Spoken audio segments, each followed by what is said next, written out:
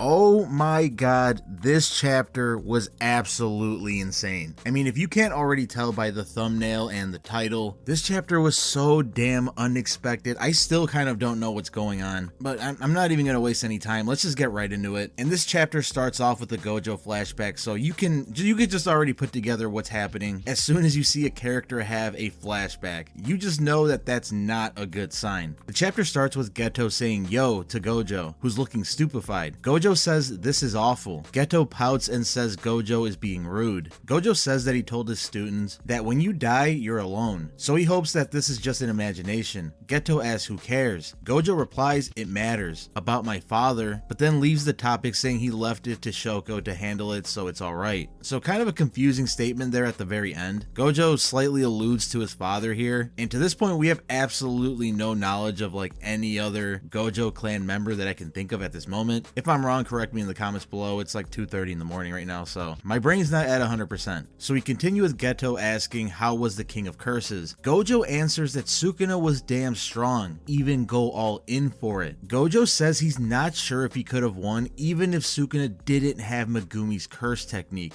Geto surprised that Sukuna made GOJO of all people admit that. So I'm not sure how GOJO knows this. Again, you're about to see exactly why we're having this flashback in a second, but GOJO already somehow knew that Sukuna wasn't going all out that entire time. So what we saw at the very end of the chapter with Sukuna looking defeated and GOJO looking like he's about to hit a finishing blow or something was a complete false alarm. And that just proves what most people were already thinking, that Sukuna was still holding back. He wasn't at full power since we haven't seen him in his four-armed form or using any of his own techniques. He was strictly going off of the 10 shadows pretty much, other than Malevolent Shrine and, you know, a few dismantles and cleaves here and there. GOJO says he gave his everything. His trained body, the techniques he learned, the talent he brushed, inspiration and explosive powers. He says he wanted them to reach Sukuna and hopes it will reach him. GOJO says it was fun. GOJO says he feels sorry for Sukuna because he didn't give his all to GOJO. Geto says that made him feel jealous, but if GOJO is satisfied, then it's all good. GOJO says he would have been satisfied if Geto was also there to give him a slap on his back to motivate him. So then we see that it's not just Geto in here in this flashback with GOJO. Everybody that's kicked the bucket is right there with him. There's Nanami, there's Yuhaibara, Yaga's there. Nanami says he once talked with Geto about leaving all the jobs to GOJO, because GOJO didn't consider Jujutsu as something to live or protect. Rather, Nanami says GOJO's a pervert because he uses sorcery to satisfy himself. GOJO says he's glad that what killed him is not time or disease, but someone stronger than him. Nanami chimes in to say it's disgusting to hear all that from GOJO because he sounds like some samurai general or something. And if you're confused by hearing this and not knowing what the hell GOJO is talking about, you probably already know what happens, but just have patience, it'll make a little bit more sense to you in a bit. Haibara adds that it's something everyone noticed but didn't say out loud. Nanami says he won't justify GOJO's last moments, but will feel sympathy for him. GOJO thanks Nanami for that. When GOJO asks how it was for Nanami, his last moments, Nanami answers that he had once asked Mei Mei about it, and she had suggested to 1. Move north if you're looking for a new side of yourself, or 2. Face the south if you want to stay who you are. Nanami says he chose south without a doubt. His last moments weren't so bad thanks to Haibara too. And just as a quick side note, I'm really upset that it didn't elaborate exactly what happened in that moment when Nanami died. That it was kind of implied that Haibara suggested something to say to Yuji and Nanami was like, no, I don't want to say that. I don't know if I missed that somewhere. Again, let me know in the comments if that was explicitly said by Gege at some point. But I've always been super curious exactly what it is that Haibara said to tell Yuji. Well, moving on, GOJO then bids farewell to everyone. Geto, Yaga, Nanami, Haibara, Riko, Kuroi. Says goodbye to everybody that we've seen die in the series. And then finally, in the very next chapter, the leaker says, rest in peace Satoru Gojo, and we just get this panel of Gojo laying on his back, bleeding heavily out of his mouth and just seeming dead. So it looks like it's for real